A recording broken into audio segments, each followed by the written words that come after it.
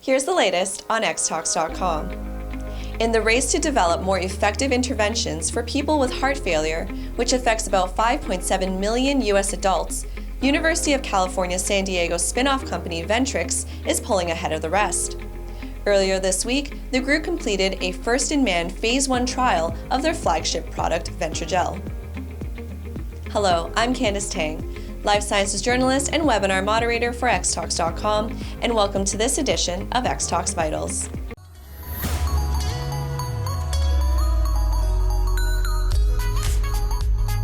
Our featured webinar for this episode is Best Practices for Interventional Cardiovascular Medical Device Trials in APAC.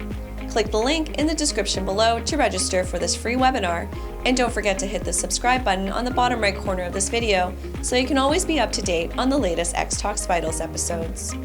The researchers delivered the injectable hydrogel into 15 patients who had mild to moderate heart failure and who had previously had a heart attack.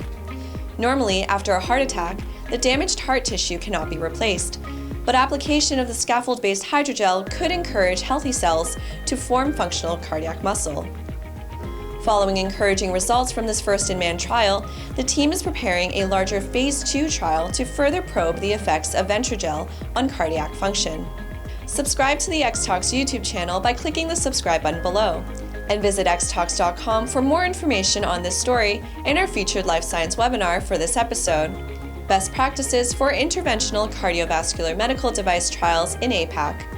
Click the link in the description below to register for this free webinar.